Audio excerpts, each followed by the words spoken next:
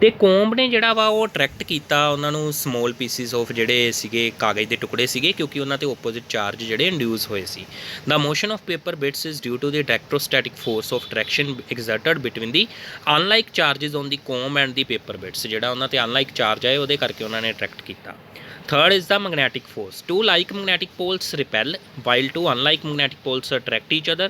The force between the magnetic poles is called magnetic force. ਜਿਹੜੀ magnetic poles ਵਿਚਲੀ force ਹੁੰਦੀ ਆ ਉਹਨੂੰ ਕੀ ਬੋਲਦੇ ਆ ਅਸੀਂ magnetic force. This force acts even when the magnetic poles are at a separation. ਇਹ ਉਦੋਂ ਵੀ ਲੱਗਦੀ ਹੈ ਜਦੋਂ magnetic poles ਇੱਕ ਦੂਸਰੇ ਤੋਂ ਲਾਰਜ ਡਿਸਟੈਂਸ 'ਤੇ ਹੁੰਦੇ ਆ, ਇਹ ਉਦੋਂ ਵੀ ਐਕਟ ਕਰਦੀ ਹੈ। ਠੀਕ ਹੈ ਜੀ।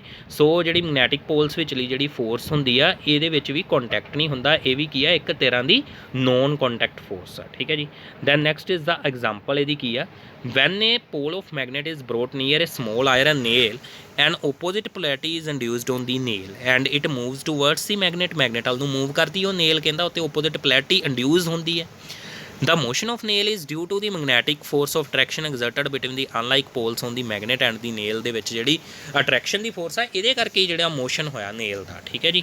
General characteristics of non contact forces, the gravitational force is always of attractive nature while the electrostatic force and magnetic force can be either attractive or repulsive ਵੀ ਹੋ ਸਕਦੀ ਆ।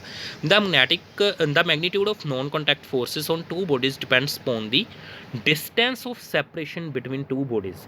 ਦੋ ਬੋਡੀਜ਼ ਵਿਚਲੀ ਜਿਹੜੀ ਇਹ ਨੋਨ ਕੰਟੈਕਟ ਫੋਰਸਿਸ ਆ ਨਾ ਇਹ ਕਿਤੇ ਡਿਪੈਂਡ ਕਰਦੀਆਂ ਹੁੰਦੀਆਂ distance of separation between them. It decreases with increase in separation and increases as the separation decreases. ਜੇ ਸੈਪਰੇਸ਼ਨ ਘੱਟ ਕਰੀਏ ਤਾਂ ਫੋਰਸ ਵਧੂਗੀ, ਜੇ ਸੈਪਰੇਸ਼ਨ ਜ਼ਿਆਦਾ ਕਰੀਏ ਤਾਂ ਫੋਰਸ ਘਟੂਗੀ। Its magnitude varies inversely as the square of the distance of separation.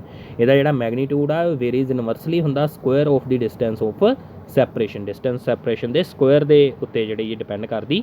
On doubling the separation, ਜੇ ਸੈਪਰੇਸ਼ਨ ਨੂੰ ਡਬਲ ਕਰ ਦਈਏ ਤੇ ਇਹਦਾ ਫੋਰਸ ਬਿਕਮਸ 1/4 ਤੇ ਫੋਰਸ ਕੀ ਹੋ ਜਾਂਦੀ ਆ 1/4 ਹੋ ਜਾਂਦੀ ਹੈ। ਜੇਕਰ ਅਸੀਂ ਸੈਪਰੇਸ਼ਨ ਨੂੰ ਡਬਲ ਕਰਾਂਗੇ ਤੇ 2 ਦਾ ਸਕੁਆਇਰ ਹੋ ਕੇ 1/4 ਹੋ ਜੂਗੀ ਸਾਡੀ ਫੋਰਸ। ਠੀਕ ਹੈ ਜੀ। So 올 non contact forces inverse square law ਨੂੰ ਫੋਲੋ ਕਰਦੀਆਂ। ਇਨਵਰਸ ਸਕੁਆਇਰ ਲਾ ਕੀ ਹੁੰਦਾ, force is inversely proportional to the square of the distance between them. ਠੀਕ ਹੈ ਜੀ। ਸੋ ਇਹਦੇ ਨਾਲ ਸਾਡਾ ਇਹਦਾ ਫਸਟ ਚੈਪਟਰ ਕੰਪਲੀਟ ਹੁੰਦਾ। ਅਗਲੀ ਵੀਡੀਓ 'ਚ ਇਹਦੇ ਆਪਾਂ ਨੂਮੈਰੀਕਲਸ ਕਰਾਂਗੇ। ਇਹਦੇ ਵਿੱਚ ਨੂਮੈਰੀਕਲਸ ਨਹੀਂ ਗਏ ਸੋ ਆਪਾਂ ਸੈਕਿੰਡ ਪਾਰਟ ਸ਼ੁਰੂ ਕਰਾਂਗੇ ਅਗਲੀ ਵੀਡੀਓ ਦੇ ਵਿੱਚ।